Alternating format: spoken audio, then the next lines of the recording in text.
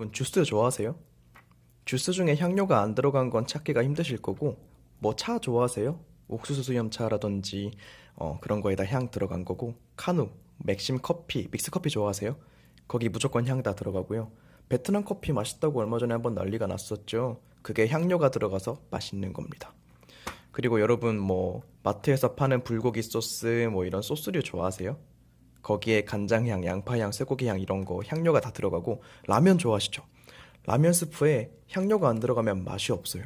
향 들어가고요. 뭐 다시다 이런 거 좋아하세요? 그런 조미료들. 그런 조미료들에 향료 들어갑니다. 쇠고기 향 이런 거 들어가요. 그리고 카페에 가서 뭐 스무디 같은 거 주문해서 드시죠. 그 스무디는 향 들어간 시럽으로 만든 것들이고요. 뭐 우리가 생활 속에서 먹고 있는 식품류 중에서 향이 안 들어간 게 없습니다. 안 들어간 거 찾기가 훨씬 힘들어요. 또 뭐가 있을까? 베스킨라빈스 아이스크림? 뭐 육포. 여러분 육포에는 향 안 들어갈 것 같아요?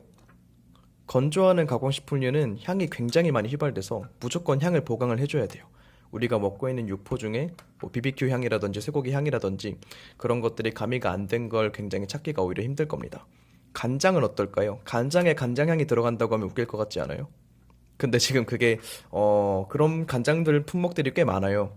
그게 현실이고 3분의 간장이라고 하죠. 염산으로 콩을 분해해서 다시 가성소다로 중화시켜서 만드는 그런 간장들. 그런 간장들의 특징이 뭐냐면 감칠맛은 뭐 양조 간장이나 아니면 한식 간장보다 훨씬 뛰어나지만 굉장히 빠른 시간 내에 만드는 것이기 때문에 그런 좋은 향미가 생성이 거의 안 돼요.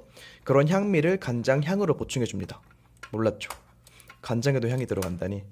안녕하세요 여러분, 지미입니다. 오늘은 식품향료에 대한 이야기를 한번 해보고자 해요. 뭐 먼저 식품향료가 어떻게 만들어지는 건지, 향료의 개념은 어떤 건지, 얼마나 식품에서 중요한 것인지, 혹은 요리엔 어떻게 접합을 해볼 수 있을지, 그런 이야기들을 천천히 한번 자세하게 해 나가 보고자 합니다. 그래서 여기는 제가 식품향료 학원을 다녔을 때 만들었던 향료들이고요. 여기는 제가 그 아는 분께 받은 세이보리 향인데 유럽의 굉장히 고퀄리티 세이보리 향들입니다. 쇠고기 향도 있고 비비큐 향도 있고, 여기 보시면 와사비 마요 향도 있고, 여기는 마스카포네 향이 있습니다. 그리고 요거는 제가 저렴하게 온라인으로 주문한 게 향이고요. 여기는 양파 향. 그리고 여기는 기본 케미컬들이 간단하게 배합되어 있는데, 케미컬이 뭔지는 제가 이따가 천천히 또 설명을 드리도록 하겠습니다. 먼저 향이란 무엇인가에 대해서 한번 이야기를 해볼까요?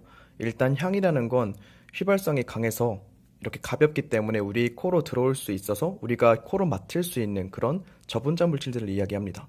분자량의 17에서 300 사이의 그런 분자들, 그런 물질들을 우리가 코로 냄새를 맡을 수 있는 물질들이라고 흔히 이야기를 하고, 쉽게 이야기하면 분자량의 300이 뭐 초과가 된다든지, 분자량이 큰 물질들은 뭐 가령 예를 들면 이런 플라스틱 같은 경우 굉장히 이거 분자량이 큰 물질이거든요. 향에 비하면 이런 건 무겁기 때문에 우리 코로 날아 들어올 수가 없어서 향을 내지 않는 물질들이라고 그렇게 이야기를 해볼 수 있겠습니다.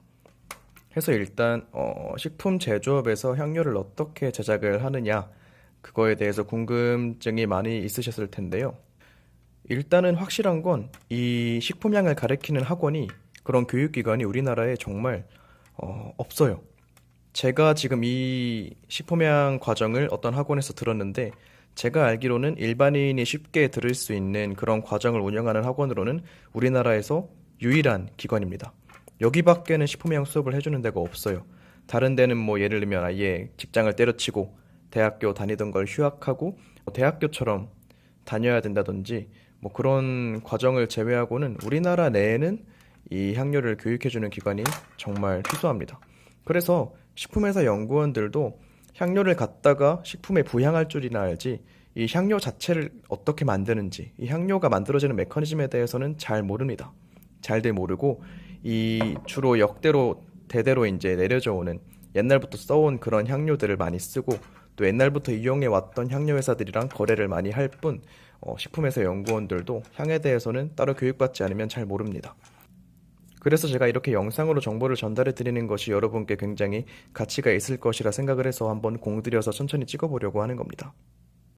일단 이 향료라고 하면은 이 굉장히 이 물질들을 인공적이고 인위적인 물질들로 많이 생각을 하고 또 우리나라 사람들도 어떤 향이 들어간 제품을 맛볼 때 아, 인공적이야. 막 너무 인공적이야. 이런 이야기를 되게 많이 하는데 그게 조금 반은 맞는 말이고 반은 좀 웃긴 이야기입니다. 왜냐면 이 향을 이루고 있는 물질들 자체는 자연에 있는 물질과 다르지 않기 때문이죠. 근데 왜 우리가 먹고 있는 식품에서 나는 향들을 인공적이라고 느끼느냐? 그것에 대해서 천천히 한번 설명을 해드리도록 하겠습니다. 이 향을 어떻게 개발하냐면요. 일단 우리가 어떤 특정 원물, 뭐 과일이라든지 채소, 그 원물을 GC, 뭐 가스 크로마토그래피, 식품공학 전공자분들은 아마 흔히 들으셨을 텐데 이 GC 분석기에다가 어떤 물질을 넣고 분석을 합니다. 하면 이 물질에 이 재료에 어떤 그 향 케미컬들이 들어있는지 이렇게 나와요. 이게 저희 향신료, 뭐 후추나 이런 향신료 기준으로는 20가지 정도의 화학 물질들이 그 향신료를 이루고 있고, 그 향신료 향을 이루고 있고, 어떤 과일 같은 경우, 뭐 딸기 같은 경우에는 거진 2, 300가지 정도의 케미컬, 그런 기본 물질들이 딸기 향을 이루고 있거든요. 그래서 그 기계에 나온 그런 비율표를 보고, 그걸 참고해서 저희는 그런 향을 조립을 하게 됩니다. 이런 케미컬들을 이용을 해서요. 이게 예를 들면 케미컬이라 할 수 있는데 이게 지금 에틸 부티레이시랑 에틸 말톨이 섞여 있죠. 이 두 가지는 뭐 다른 많은 과일들에도 섞여 있긴 한데 딸기를 이루는 아주 중요한 기본 케미컬들입니다. 한마디로 이제 딸기라고 하면 이런 케미컬들이 300여 가지 종류가 천연의 딸기 향을 이루고 있는 것이고 우리는 여러분 최적의 품질이 최상의 품질이 아니죠. 제일 최상급을 만든다고 해서 그게 항상 잘 팔리지 않습니다. 왜냐면 최상급은 비싸거든요. 그래서 우리나라 사람들이 돈 주고 사 먹을 만 하면서, 즉 딸기라고 어느 정도 느끼면서 그렇다고 너무 비싸지 않은 선에서 이 조향을 합니다. 그러면 이 기본 물질들이 우리나라에서 먹는 그런 제품들 같은 경우엔 30에서 50가지 정도가 섞여 있다고 보시면 되고 일본이나 프랑스 제품 같은 경우에는 이런 기본 물질들이 80가지에서 혹은 100가지 이상 정도 섞인 것들을 향으로 만들어서 제품에 쓰고 있어요. 그래서 일본에서 뭐 젤리라든지 아이스크림 같은 제품을 사 먹으면은 굉장히 자연스럽고 맛있습니다. 그 이유는 향의 클래스 차이에 있고 아직은 우리나라 사람들은 그냥 대충 이 정도 만들면 돈 주고 사 먹습니다. 인위적이라고 하지만 안 사 먹진 않아요. 아직 우리나라 사람들이 어떻게 보면 입맛이나 그런 미각의 수준이 일본 사람들보다는 조금 뒤처져 있기 때문에 이렇게 만들어도 팔리니까 이렇게 뭐 만들어 파는 걸 우리가 사 먹고 있는 거라고 보시면 될 것 같습니다. 방금 제가 말씀드린 조향 방법이 합성법인데요. 다른 뭐 에센스라든지 추출법도 있고 천연향을 추출하는 방법, 뭐 다른 방법들도 있지만 일단은 이게 지금 우리나라에서 거래되고 있는 향료들을 만드는 대부분의 향료들을 만드는 방법이기 때문에 그런 다른 세세한 방법들은 일단 생략하고 넘어가도록 하겠습니다. 그리고 이런 과일 향을 우리가 플레이버라고 하고요. 이런 BBQ, 고기향, 이런 향들을 세이보리 향이라고 해요. 이런 세이보리 향 같은 경우엔 중국에 굉장히 지금 잘 만든다고 합니다. 중국이나 유럽에 굉장히 잘 만든다고 하고 우리나라 향료 회사들에서는 세이보리를 작은 회사들은 만들지 못하고 이게 세이보리가 굉장히 향이 강하대요. 그래서 우리나라 향료 회사들에서는 거의 과일 향 위주로 만들고 있고 이런 향들은 유럽이나 중국에서 수입해오고 있는 것이 대부분입니다. 또 식품회사 연구원들도 향에 대한 지식이 많이 떨어진다는 걸 알기 때문에 종종 향료 회사에서는 레몬향 달라고 하는데 라임향 주고 라임향 달라는데 레몬향 주고 더덕향 달라는데 홍삼향 주고 그런 장난질을 치기도 하는 겁니다. 어차피 잘 모르니까요. 그리고 가령 이런 일도 있었대요. 깔라만시 소주가 한번 유행을 한 적이 있었죠. 깔라만시 소주에 깔라만시 향을 넣어야 되는데 이 깔라만시 향을 두고 다양한 식품회사, 향료회사들에서 경쟁이 벌어졌대요. 그래서 이 주류회사에서 다양한 회사의 깔라맛이 향들을 맡아보고 최고의 깔라맛이 향을 뽑는데 이때 어떤 굉장히 작은 회사의 깔라맛이 향이 뽑히게 됩니다.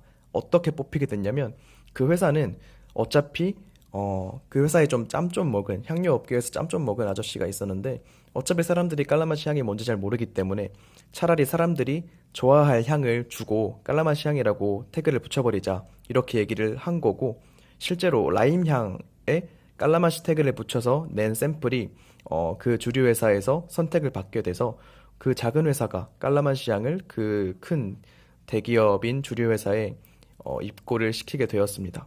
창의성과 융통성이 중요한 분야란 걸 알 수가 있죠. 그래서 이 주류 회사에서 다양한 회사의 깔라맛이 향들을 맡아보고 최고의 깔라맛이 향을 뽑는데, 이때 어떤 굉장히 작은 회사의 깔라맛이 향이 뽑히게 됩니다. 어떻게 뽑히게 됐냐면, 그 회사는 어차피 그 회사에 좀 짬 좀 먹은, 향료 업계에서 짬 좀 먹은 아저씨가 있었는데, 어차피 사람들이 깔라맛이 향이 뭔지 잘 모르기 때문에 차라리 사람들이 좋아할 향을 주고 깔라맛이 향이라고 태그를 붙여버리자, 이렇게 얘기를 한 거고, 실제로 라임 향에 깔라맛시 태그를 붙여서 낸 샘플이 그 주류 회사에서 선택을 받게 돼서 그 작은 회사가 깔라맛시 향을 그 큰 대기업인 주류 회사에 입고를 시키게 되었습니다. 이, 자, 이제 우리 요리사 친구들이 향료를 어떻게 요리에 한번 써볼 수 있을까에 대해서 이야기를 해보도록 할까요?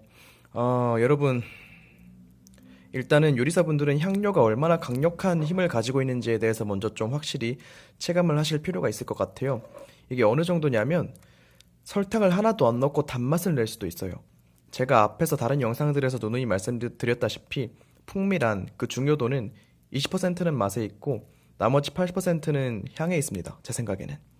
맛은 오미밖에 없어요. 단맛, 짠맛, 뭐 쓴맛, 신맛, 감칠맛 이렇게밖에 없죠. 근데 향은 어떤가요?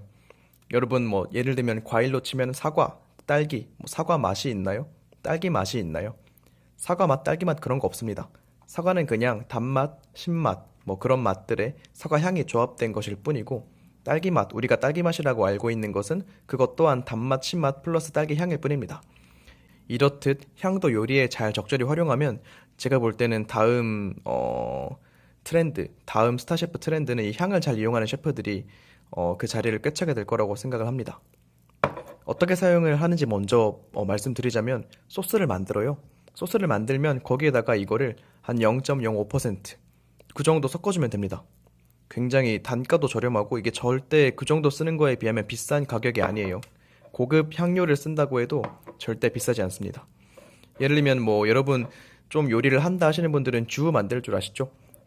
주가 뭐 뭔지 모르는 분들도 제 영상 보시는 분 중에 계실 수도 있는데, 그런 주를 만들 때도 주라는 게 굉장히 오랫동안 뭉근하게 끓이는 어떤 그런 소스잖아요. 그러다 보면은 자연스럽게 좋은 향은 많이 휘발이 된 상태일 텐데 거기다가 이런 비프 향, 고기 향을 조금 더해준다고 생각을 해보세요. 굉장히 아주 원래 있는 절대적인 감칠맛보다 훨씬 감칠맛이 뛰어나다고 우리는 착각을 하게 됩니다. 그리고 또 에틸말톨이라는 향료 같은 경우엔 단향을 내는 향료인데요. 이거 같은 경우엔 물에다가 뭐 설탕을 굉장히 조금만 타도 이 에틸말톨을 더해주면은 그걸 굉장히 우리가 달다고 느끼게 만들거든요. 이런 의미에서 보면은 사실 향으로 우리가 그게 맛이다라고 착각까지 할 수 있게 하니 얼마나 향료가 요리사에게 강력한 무기가 될 수 있을지 어느 정도 시사해주는 부분이라고 생각을 합니다. 분자 요리가 태초에 어디서 시작됐다고 생각을 하시나요? 이 분자 요리는 기존의 식품 제조업에서 흔하게 쓰이던 그런 화학 첨가물들을 요리에 적용시켜서 굉장히 히트를 친 사례일 뿐입니다. 근데 아직 향료를 이해하고 향료를 요리에 적극적으로 사용하고 있는 스타셰프는 아직 없어요. 뭐 그도 그럴 것이 요리사들에게는 이게 천연의 케미컬들로 이루어진 향이라는 그런 개념 자체가 없을 것 같아요. 저도 셰프 출신이지만 그게 없어요. 그래서 굉장히 이걸 쓰면은 요리에 쓰면 굉장히 내가 무슨 큰 금기라도 어긴 마냥 그렇게 생각을 할 수도 있기 때문에 안 쓰는 것도 있겠지만 제 생각은 좀 다릅니다. 얘를 그냥 무작정 아무 소스에나 고기 향을 더해준다고 맛있어지는 게 절대 아니에요. 이 향을 사용하는 데 있어서도 굉장히 창의력이 필요합니다. 꼭 내가 뭐 가령 녹차를 만들었다고 해서 거기에 녹차 향을 넣어줘야지만 그게 더 맛있어지는 건 아니에요. 녹차를 만들었지만 거기에 볶은 현미향을 더해줬는데 그 녹차 향이 같이 증폭이 되면서 더 구수해지고 그렇게 될 수도 있는 겁니다. 즉 향료를 사용함에 있어서도 창의력이 필요하다는 거죠. 아무거나 막 갖다 댄다고 더 맛있어지는 게 절대 아닙니다. 그래서 제 생각엔 앞으로 이 향료를 공부하고 향료를 자유자재로 다룰 줄 아는 셰프가 그 다음번 천재 스타 셰프로 떠오를 가능성이 상당히 농후하다고 생각을 합니다. 구매해서 써보고 싶으시다고요? 그러면은 여기 있는 회사들에 한번 주문을 해보세요.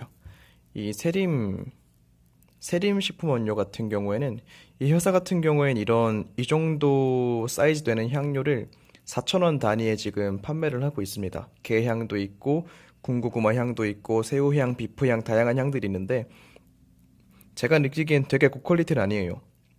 그치만 이런 세이보리 향들을 체험해 보기엔 아주 좋은 것 같습니다. 왜냐하면 4,000원 단위에 판매를 하고 있잖아요. 이런 소량을 판매하고 있는 회사가 굉장히 드물거든요. 인터넷에서 구매를 하실 수 있고, 또 이런 화성 케미컬의 향료를 주문하시면 굉장히 고급스럽고 퀄리티가 높은 유럽 향료를 받아보실 수 있으세요. 그래서 저는 이 화성 케미컬도 한번 궁금하신 부분이 있으면 이용해 보시는 걸 추천을 드립니다. 사실 뭐 식품 대기업들이나 뭐 그런 큰 회사들에서 이용을 하고 있는 회사들은 따로 있어요. 뭐 서울향료라든지 뭐 삼정이라든지 다른 회사들이 있지만 우리가 또 쉽게 소량씩 구입해 볼 수 있는 회사는 또 따로 있기 때문에 요리사분들은 이런 회사들을 이용을 해보시면 너무 좋을 것 같습니다. 혹시 향료에 대해서 뭐 더 궁금하신 점이 있으시면은 제 댓글로 꼭 남겨주시면 다음번 영상에서 꼭 성심껏 답변해 드리도록 하겠습니다. 감사합니다.